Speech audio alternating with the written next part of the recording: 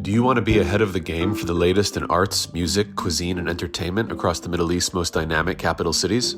Al Monitor is proud to launch our City Pulse newsletters, focused exclusively on local news, starting in Riyadh, Dubai, Istanbul, and Doha. Each week, our on-the-ground writers in these cities cover the latest cultural happenings and trends, so you have everything you need to know for the best local experiences. To subscribe for free, go to almonitor.com, that's al-monitor.com, and sign up on our newsletter page. Welcome back to the Al Monitor Brief. I'm Adam Lucente. The U.S.-backed Gaza Humanitarian Foundation distributed aid to people in southern Gaza on Tuesday, saying they have handed out 8,000 food parcels since Monday, with more on the way. The U.S. and Israeli-backed organization is seeking to deliver aid to civilians there in a secure manner that avoids looting. The foundation accused Hamas on Tuesday of delaying Gazans' access to aid, something the group denied. Israel stopped aid flows to Gaza in March after the breakdown of the ceasefire and hostage deal with Hamas, following debates over its terms. The humanitarian situation in Gaza has worsened rapidly since then with the renewed war, and UN agencies have warned of potential famine. Meanwhile, talks for a new ceasefire have reportedly hit a snag. Hamas official Bassem Naim said on Tuesday that the group has accepted a ceasefire proposal. Reuters reported on Monday that Hamas said they had agreed to a ceasefire proposal put forth by U.S. Middle East envoy Steve Witkoff. However, the envoy denied this and said the proposal being circulated by Hamas is not his. According to Axios, Witkoff's proposal calls for the release of 10 living Israeli hostages, as well as the bodies of 19 dead ones, in exchange for the release of an unspecified number of Palestinian prisoners, as well as a 45 to 60-day ceasefire. The new aid deliveries and ceasefire deliberations follow increasing criticism of Hamas by Palestinian President Mahmoud Abbas, as well as persistent protests in Gaza against the group. Earlier this month, Abbas accused, quote, Hamas-affiliated gangs of looting aid from warehouses. Last month, Abbas said Hamas was giving Israel excuses to attack Gaza by not releasing the hostages and called on them to lay down their arms. My guest this episode is Al Monitor's Palestine Pulse columnist, Daoud Kuttab. Daoud, whose book, State of Palestine Now, is currently out in hard copy and audio format, takes us through the latest on the Gaza ceasefire talks, aid deliveries to the enclave, and tensions between Gaza and the Palestinian Authority. Hope you enjoy. Daoud, welcome back to the Al Monitor Brief. Thank you very much. Yeah, thanks for joining us. My first question is, there's been a lot of reports in recent days about potential breakthroughs in the ceasefire negotiations. In your view, what are the main points of disagreement currently in the ceasefire talks? Well, I think there's basically 2 points. One is whether hostages will be released in one group or whether in phases. And the second, and it's actually the most important question, is whether Israel is willing to end the war. The entire issue is now being placed on the trust factor, that the Hamas must trust that the Americans will ensure that once the last hostage is released, that Israel will end the war, because their experience in the past, including the signed agreement, the last ceasefire, which Israel has violently and brutally broke since 7 or 8 weeks, is still very fresh in the memory. Even the release of the American hostage, which was promised to be to result in immediate entry of food, has also been not been carried out in the way it was promised. So there's a trust factor here, and there's the issue of and I think that is connected to the Hamas wanting to hold on to some hostages as a leverage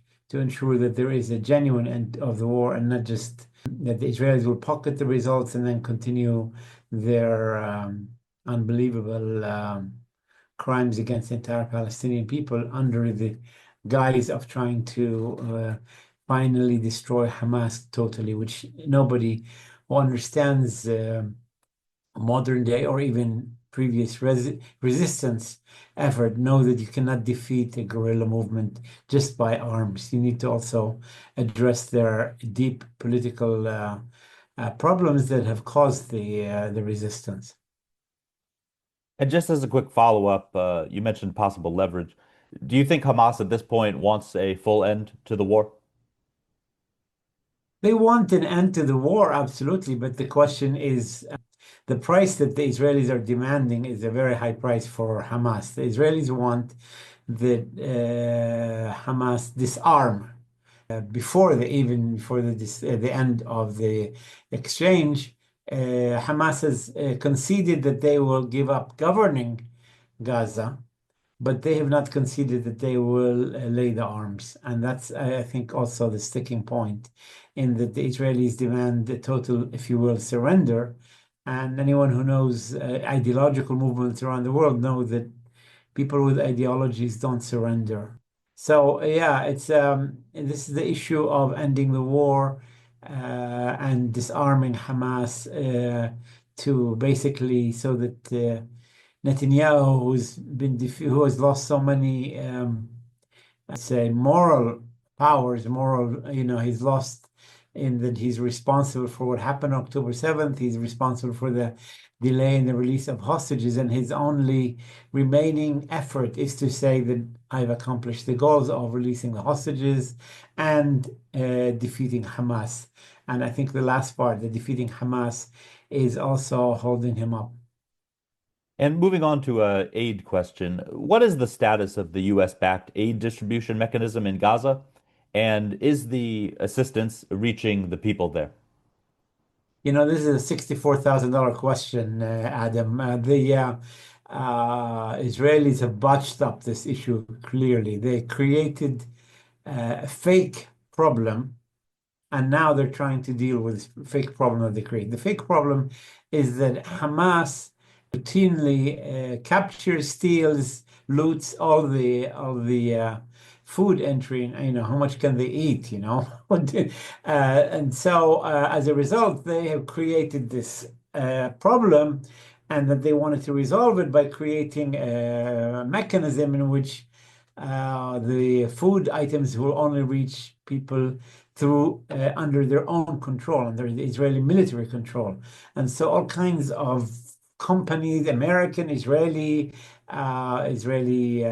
former security people, former CIA people are all involved. There's a lot of money involved. And for a while, they thought they had the donors on board. They thought they had the local NGOs on board. And both sides have basically said, no way are you going to distribute food to please the Israeli army, to bring people to a certain area. Food has to be distributed equally and according to international standards. And so as a result, these organizations have backed away. The donors have stopped giving money, and whatever food has entered has been looted, but not by Hamas, but by angry, hungry civilian people who are jumping all over any truck that has actually crossed into Gaza. So it's been a mess and a very sad situation. And Israel is still holding on to this fake idea that any food trucks entering Gaza will be captured by Hamas.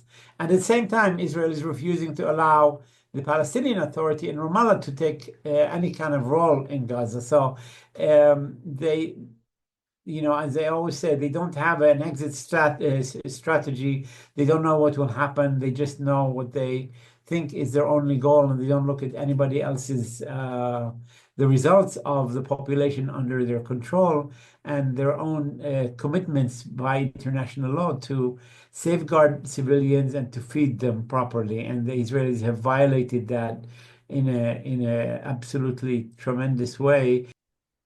Don't go anywhere. We'll be back with Daoud Kuttab after this short break.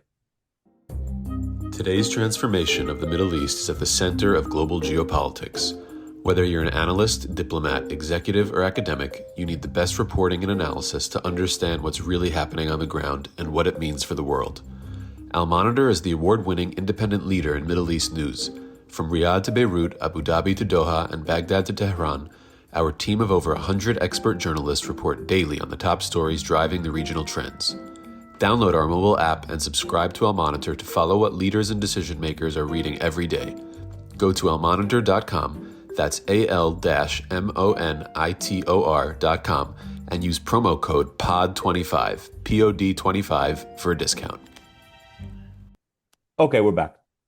Daoud, last question, more about the big political picture. President Abbas has made a few statements recently criticizing Hamas, and there are some protests in Gaza against the group that are continuing. Do you think that Hamas is facing growing pressure from Palestinians over the situation in Gaza? Hamas is facing two kinds of pressure. They are facing internal pressure from both the Palestinians and the Palestinian government, but also they're facing pressure from their donors, friends, partners, whatever you want to call them in the Arab world. They're both squeezing Hamas, partially because everybody wants an end to this mad situation, although people understand that it's the Israelis who are holding up any kind of resolution. But Mahmoud Abbas basically broke the ice, if you will, and said, Hamas should just give up the weapons, and that was taken by Hamas in a very bad way. But many people think that Hamas made its point. Everybody in the world is solidarity with the Palestinians. There's no reason to continue anyway. And of course, for Hamas, it's become an existential problem because if they give up their arms, they basically are committing suicide, physical suicide. I mean, the Israelis will go after every single one of them. And so they're holding on to the guns and the hostages as a life insurance policy. Daoud, thanks a lot for your time, and we look forward to more of your reporting. Thank you. Thanks for listening to the Al Monitor Brief. Be sure to follow Al Monitor for more on the stories impacting the Middle East. Until next time, I'm Adam Lucente.